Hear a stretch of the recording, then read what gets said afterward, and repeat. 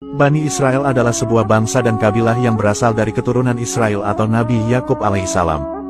Dahulu, Nabi Yakub adalah putra Nabi Ishak atau cucu Nabi Ibrahim alaihissalam. Beliau dibesarkan di wilayah bangsa Kanan di Jazirah Arab. Awalnya, beliau tinggal di Palestina dan kemudian hijrah ke pedalaman padang pasir di selatan Palestina tak jauh dari Sinai. Selama hidup, Nabi Yakub memiliki 4 istri dan dikaruniai 12 anak. Di antaranya yaitu bernama Rawiyin, Syamun, Lewi, Yehusa, Yesakir, Zebulon, Nabi Yusuf, Bunyamin, dan Naftali, Gad, dan Asher. Setelah terjadinya kisah pilu Nabi Yusuf yang dibuang ke sumur oleh saudara-saudaranya, Nabi Yakub beserta anak cucunya kemudian memilih berpindah tempat ke Mesir. Setelah itu beliau kembali lagi ke Palestina, lalu wafat dan dimakamkan di sana. Sementara anak cucunya atau dikenal dengan sebutan Bani Israel tetap tinggal di Mesir. Setelah wafatnya Nabi Yakub, tonggak kenabian diteruskan oleh Nabi Yusuf alaihissalam. Nabi Yusuf berupaya berjuang mendakwahkan ajaran Allah Subhanahu wa Ta'ala. Namun, setiap makhluk yang bernyawa pasti akan mengalami kematian. Perjuangan Nabi Yusuf alaihissalam lantas berakhir ketika beliau wafat. Setelah wafatnya Nabi Yusuf, kehidupan Bani Israel di Mesir kian berubah menjadi buruk. Nasib mereka kian hari kian merana dan menyedihkan apalagi ketika di bawah kepemimpinan Raja Firaun. Kala itu orang-orang Bani Israel banyak yang mengalami penindasan dan pelecehan oleh Firaun. Tidak hanya itu, mereka juga banyak yang dijadikan budak oleh Firaun. Kezaliman Firaun kepada orang-orang Bani Israel semakin menggila ketika ia mendengar berita dari tukang ramal bahwa akan lahirnya seorang bayi laki-laki yang kelak akan menghancurkan kerajaan Firaun. Awalnya, Raja Firaun pernah bermimpi melihat kobaran api dari Baitul Maqdis Palestina yang kemudian menghanguskan kota Mesir. Para tukang ramal Firaun menjelaskan arti mimpi itu, bahwa memang kelak akan ada seorang laki-laki keturunan Bani Israel yang akan menghancurkan kerajaannya. Mendengar berita itu, emosi Firaun kemudian menjadi memuncak. Ia kemudian gencar mencari bayi laki-laki yang baru lahir dari kalangan Bani Israel untuk disembelih. Bayi laki-laki yang baru lahir semuanya lantas Firaun habisi dengan keji. Sedangkan untuk bayi perempuan, mereka lantas tetap dibiarkan hidup. Itulah ambisi kekejaman Firaun yang hanya untuk melindungi kerajaannya dari kehancuran. Selain itu, Firaun juga mengaku-ngaku kalau dirinya adalah Tuhan yang wajib disembah. Namun Allah Subhanahu wa Ta'ala Maha Penyayang. Waktu itu, lahirlah Nabi Musa dan Allah selamatkan beliau dari pembantaian Firaun. Di masa dewasanya, Allah mengutus Nabi Musa untuk menyelamatkan dan mengeluarkan Bani Israel dari negeri Mesir. Nabi Musa juga berusaha berdakwah kepada Firaun untuk mengajaknya bertaubat, menghentikan kezalimannya, dan beriman kepada Allah Subhanahu wa Ta'ala.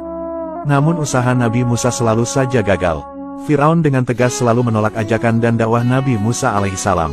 Padahal, sudah banyak mukjizat-mukjizat Nabi Musa yang Allah tunjukkan kepada Firaun, namun tetap saja Firaun membangkang.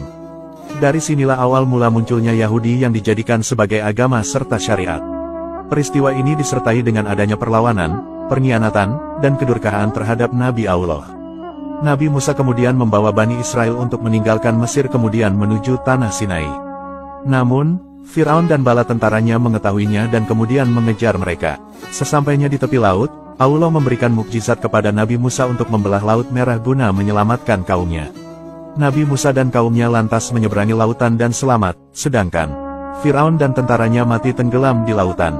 Dikisahkan, dahulu kata Yahudi diungkapkan untuk semua pengikut syariat kitab Taurat yang dibawa oleh Nabi Musa alaihissalam, baik sebelum dan sesudah kitab Taurat diubah-ubah. Dahulu setelah menyaksikan peristiwa dahsyat tenggelamnya Firaun dan bala tentaranya di lautan, orang-orang Yahudi Bani Israel kemudian berubah dan menjadi kufur kepada Nabi Musa alaihissalam. Padahal, mereka dengan jelas telah menyaksikan banyak mukjizat luar biasa dari Nabi Musa alaihissalam. Rupanya orang-orang Yahudi sudah terpengaruhi paham rezim Firaun sehingga membuat akidah mereka hancur.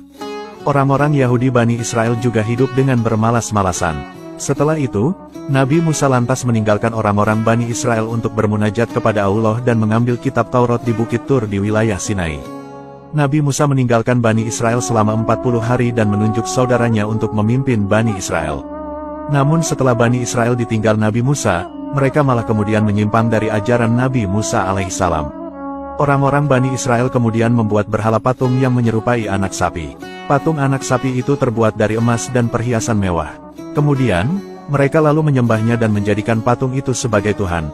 Dari sinilah orang-orang Yahudi Bani Israel lantas berubah menjadi bangsa yang suka membangkang, berbuat keonaran, kerusakan, sulit diatur, keras kepala, dan bersikap eksklusif.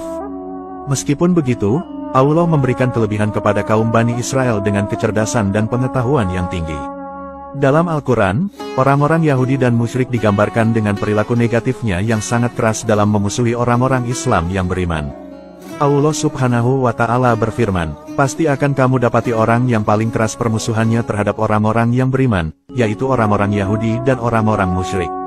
Dan pasti akan kamu dapati orang yang paling dekat persahabatannya dengan orang-orang yang beriman ialah orang-orang yang berkata, sesungguhnya kami adalah orang Nasrani." Yang demikian itu karena di antara mereka terdapat para pendeta dan para rahib, juga karena mereka tidak menyombongkan diri. Quran Surat Al-Maidah ayat 82. Dari ayat tersebut menjelaskan, bahwa orang-orang Yahudi dan kaum musyrikin memang tidak menyukai para kaum muslimin, sehingga mereka tetap mempertahankan agama dan keyakinan mereka. Hingga sekarang, contoh bukti itu bisa dilihat dari konflik yang kerap meletus antara Muslim Palestina dan keturunan Yahudi di Israel. Wallahu a'lamu bishawab.